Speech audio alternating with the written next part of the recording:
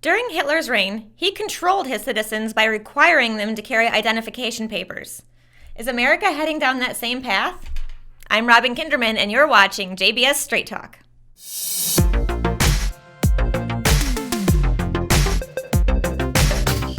The Department of Homeland Security recently gave notice on their website stating, beginning October 1st, 2020, every air traveler must present a Real ID compliant driver's license, state-issued enhanced driver's license, or other acceptable form of identification, such as a valid passport or U.S. military ID, to fly within the United States. Individuals who are unable to verify their identity will not be permitted to enter the transportation security checkpoint and will not be allowed to fly. What exactly is a Real ID, and can the federal government really enforce such a thing? The Real ID Act was passed by Congress in 2005, based on the recommendations of the 9/11 Commission that the federal government set standards for the issuance of sources of identification, such as driver's licenses. Over a decade later, America is witnessing the full implementation of the Real ID. This identification card is more than just the average driver's license. The average driver's license and IDs are issued by state governments, but this Real ID compliant driver's license is mandated by the federal government Department of Homeland Security, and then issued through state governments. This Real ID won't contain just the bare essentials to identify you and the class of vehicle you're qualified to operate, but it has the potential to include anything. Then Congressman Ron Paul warned about this already in 2005.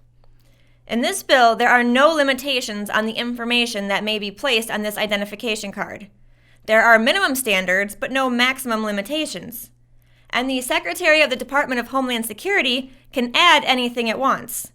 So if they would like to put on there the fact that you belong to a pro-gun group, it may well appear on your national ID card, because there may be an administration someday that might like to have that information. If that isn't concerning enough, consider what the ACLU of Maryland foresees happening. In time, Real IDs could be required to vote, collect a Social Security check, access Medicaid, open a bank account, go to an Orioles game, or buy a gun. The private sector could begin mandating a Real ID to perform countless commercial and financial activities, such as renting a DVD or buying car insurance. Real ID cards would become a necessity, making them de facto national IDs. Think about that.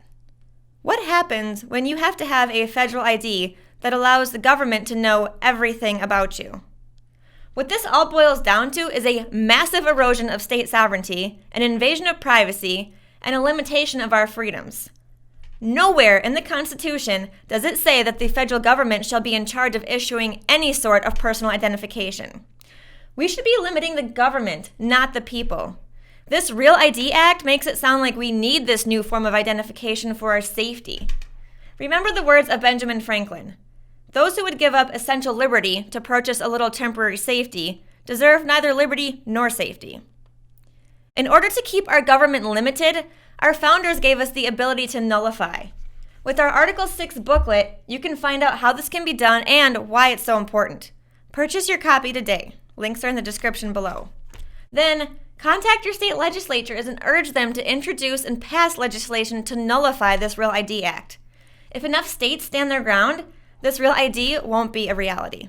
Until next time, take care and God bless.